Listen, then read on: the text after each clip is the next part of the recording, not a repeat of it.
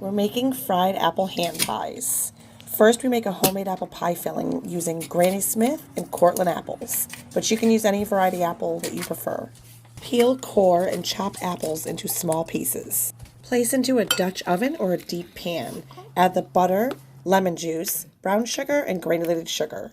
Thicken with a cornstarch slurry and then add cinnamon after it's removed from the heat. Use pie crust or biscuit dough. We make pie crust ahead of time and refrigerate overnight so it's super chilled. Roll out the pie crust into little ovals, leaving the exterior edges slightly thicker. This will help you with crimping them and sealing the hand pies. Scoop cooled pie filling or chilled pie filling into the center of each oval. Fold over edges and trim with a pizza cutter or a small pastry wheel, and then crimp the edges using a floured fork. Save time by prepping everything ahead of time. Make a big batch of apple pie filling and refrigerate it in a large bowl overnight. Make pie crust ahead of time and refrigerate that overnight in large zip-style bags. I generally make 2 large zip-style bags of pie crust. This way I can work with one bag while the other one stays in the fridge, and then change them out if my pie crust becomes too warm. You want your pie crust as cold as possible. That way it's a lot easier to work with and your pie crust will stay flaky. Pinch off small rounds of pie crust, roll out into the ovals, leaving the exterior edges slightly thicker. Add the cooled or chilled pie filling to the centers.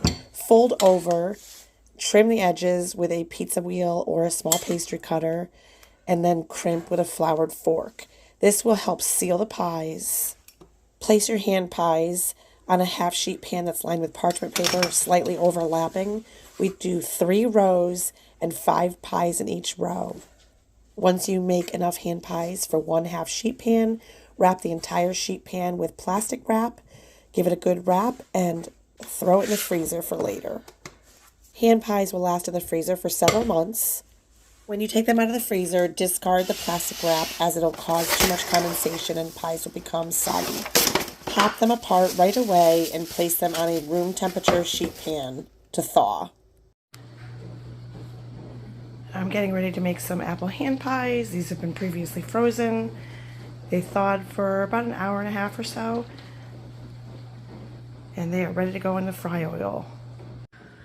Okay, we have canola oil that's in this 13¼ inch cast iron skillet, and we're going to put in some apple hand pies. These have been previously frozen, but they're thawed.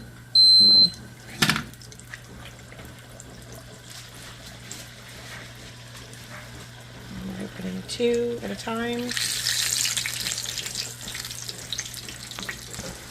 And they don't really float, so I'm gently going to push them back and forth so the bottoms don't burn in this oil. And you can monitor your temperature.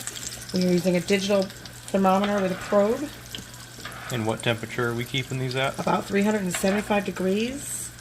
And then if we need to turn the heat up a little bit, we can. Because you're putting in, they're still cold.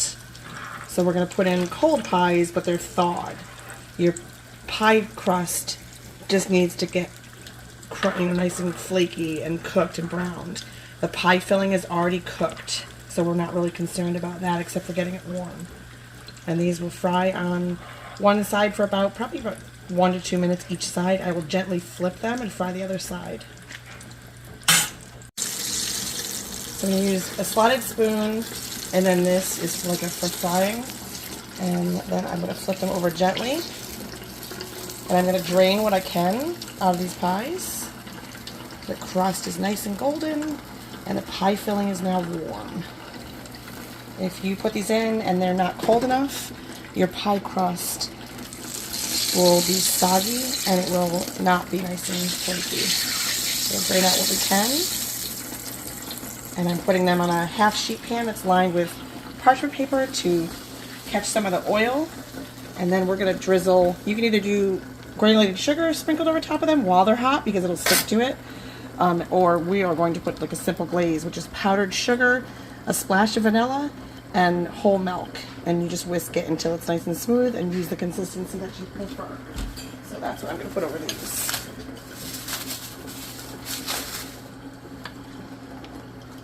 And we're just going to drizzle some icing. It really completes the pie nice. And we'll let those dry, and then I'll package them up to go where they're going.